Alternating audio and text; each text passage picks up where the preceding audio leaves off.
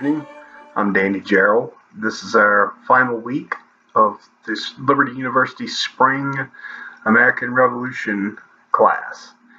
My final project for this was on Peter Francisco, a Virginia Revolutionary War hero. Peter Francisco may be a lesser-known patriot of the American Revolutionary War as compared to the likes of George Washington, John Adams, and Thomas Jefferson. However, he accomplished amazing tasks and was a larger-than-life figure both in stature and in life. My choice of topic for research this subterm will be Remembering Peter Francisco, a Virginia Revolutionary War hero. Remembering the life of this American patriot is paramount for students of colonial history. Why? One might ask, is the subject of this man so significant? Well, the significance in remembering the life of Peter Francisco crosses into boundaries of historic, heroic, and patriotic values. His life is also an example of family values, duty to country, as well as what may be considered as God's providence. As a historian, one cannot expect to encompass a biographical account of this man's life in 15 pages or even a 10-minute video, as in this case. With that in mind, only highlights of his life will be revealed in this research. This story will carry anyone versed in the subject or those with inquisitive minds on a video journey across Southside Virginia, displaying where Peter Francisco's life unexpectedly originated in America. Old City Point, known now as Hopewell, Virginia, his adopted home place in Buckingham County, and other significant historic sites such as Ward's Tavern in what was then Amelia County, now part of Nottoway County, where Peter fought off 9 of British Cavalry General Tarleton's redcoats. We will also travel all the way to his final resting place in Richmond, Virginia's Shockoe Cemetery, which is just mere blocks from the state capitol, where he served as sergeant at arms to the state's legislature, and St. John's Church, where Peter was inspired to join the Continental Army after hearing Patrick Henry's famous "Give me liberty or give me death" speech. All right, we're here today with Colonel Greg Eanes, United States Air Force retired, author, historian, scholar, and journalist, and now mayor of the town of Crewe. He authored Tarleton's South Side Raid and Peter Francisco's famous fight. And thank you for taking the time to talk about Peter Francisco. My pleasure. Thank you for having me. Yes, sir. Well, what do you believe to be Peter's greatest contribution to America's liberty? Peter Francisco's greatest contribution to American liberty would be his service in the American Revolution. Again, looking at his background here, he really is the epitome of the typical American perhaps for that period, because in his particular case, he came over as an orphan, but others came over as indentured servants. Right. And we forget about these folks all too often, and other immigrants. But he came over, he was raised in Virginia, and this was his home. He was a Virginian, and he, like every other person at that time, felt that he had to defend his home. And he went to war at the age of 16 wow. to defend his home. And he had to if I recall right, he had to ask permission from the guy that was taking care of him. As a judge. Judge Anthony Winston, out of Buckingham. Yeah. And he had to get his permission before he could go off and join the army. And Francisco is unique amongst Virginia warriors in that he served in northern campaigns first. Right. And that's where he met Lafayette, because both he and Lafayette were wounded at Brandywine, and they were apparently in the hospital together. And they were about the same age, and they got to know each other through that process. And then after his 3 years were up, he came back to Virginia, joined the Virginia line, primarily in the Virginia militia, but in that capacity as a Virginia militiaman, he participated in the Southern campaigns. Right. Wow. Now, what did you find most intriguing about Peter Francisco? His size, I guess. It's hard to envision today. His strength. I think he was 6'6". Yeah, 6'6", but he was apparently a very well-built young man, and you read about the exploits that he did, the removal of a cannon, for example, right. and those things are not light. No. You know, and the fact that he was able to pick up in the heat of battle an artillery tube, because I'm sure he didn't pick up the whole Right, case right. on it, but probably the artillery tube to remove it to safety shows a presence of mind. We were nice enough to get a tour of the actual place where Ward's Tavern was, where Peter Francisco fought off 9 of Tarleton's cavalrymen, as seen in the picture here.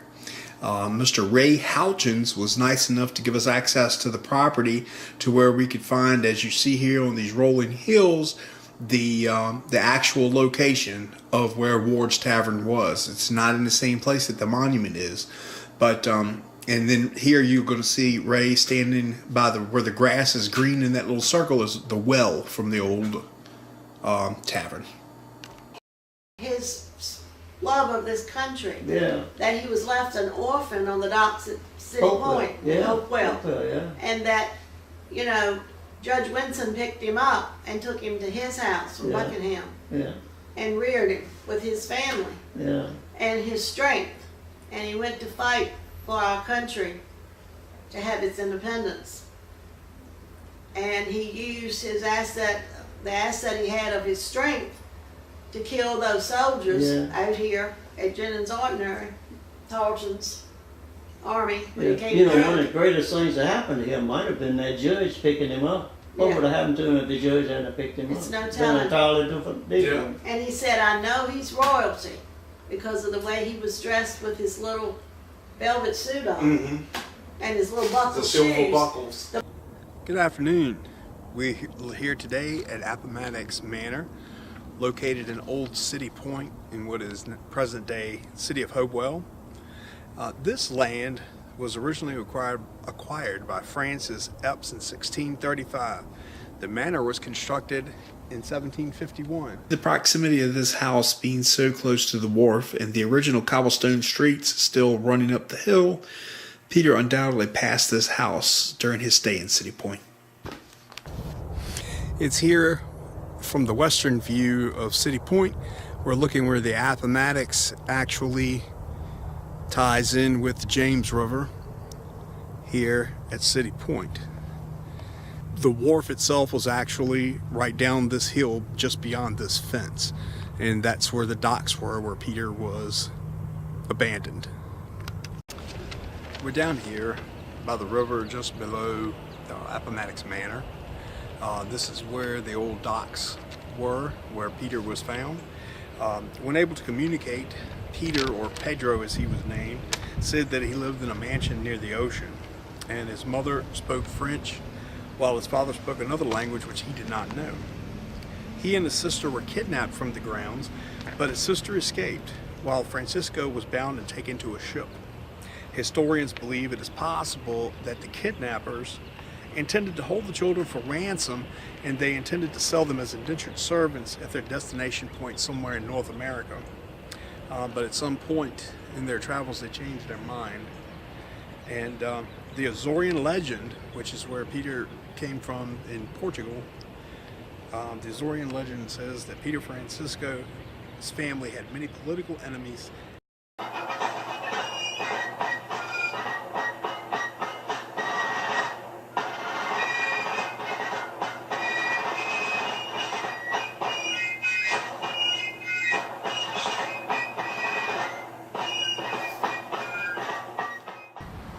Here today at St. John's Church in historic Richmond, Virginia, where Peter Francisco accompanied Judge Winston here for the Second Virginia Convention.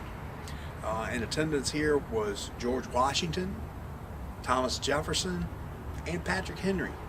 And through the windows somewhere on the side of this building, of this church, Peter peered through the windows and got to see Patrick Henry's "Give Me Liberty or Give Me Death" speech. And it was after this speech that that Peter decided he wanted to enlist in the Continental Army and fight for independence.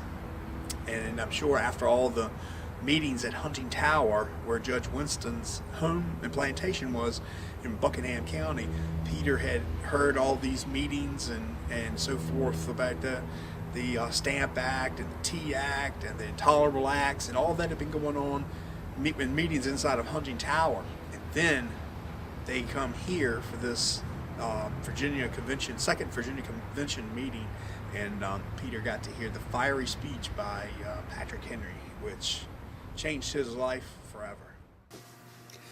The Reverend Miles Selden was the rector of St. John's Church at the time of the second convention, and when the convention assembled, he was chosen as chaplain. Selden was popularly referred to as the Patriot Parson. It is notable that the Second Virginia Convention authorized Baptist chaplains to minister to soldiers, an important early step toward freedom of religion in what became the Commonwealth of Virginia. Baptists and Methodists had been influential in Virginia during and following the Great Awakening, and many of the common people had already become affiliated with Baptist and Methodist congregations. After the war, the Anglican Church was disestablished and the Episcopal Church of the United States was organized.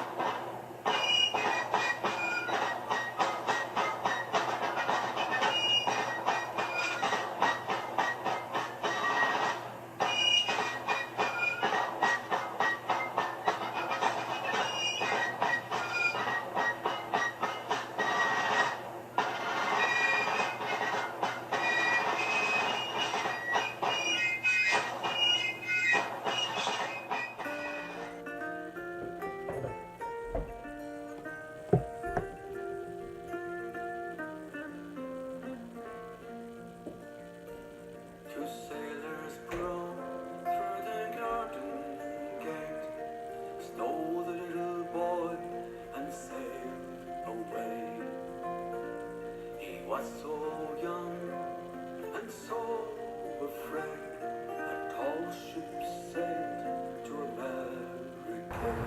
Thank you. Hooray for Peter.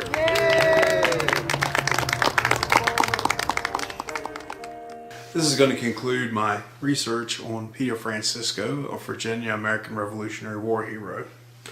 I would say that my research did go into I had some difficulties, especially when I traveled to Buckingham. I tried to find Judge Winston's house, which is Hunting Towers, which is where Peter grew up, and was served there as an indentured servant until the judge released him to go fight for the Continental Army. Couldn't find the remains of that house. Also went to Locust Grove, which is where Peter lived after the war, and that I did not have access to, and I didn't have time to actually go back and try to get access to that private property. But I will say it may very well be said that Peter's life would have been insignificant had it not been for his contributions in the American Revolutionary War. Therefore, a need to veer into the Revolutionary War is necessary to really understand what made Peter a hero and what made him a founding father. I want to thank everyone that helped me, from Ms. Davis and crew to Colonel Eanes, people at my work. Thank everybody for helping out and giving me time to get this project completed. And a special thanks out to my father, who tagged along on all my journeys over the last 8 weeks with me. Thanks, Dad. Have a good evening.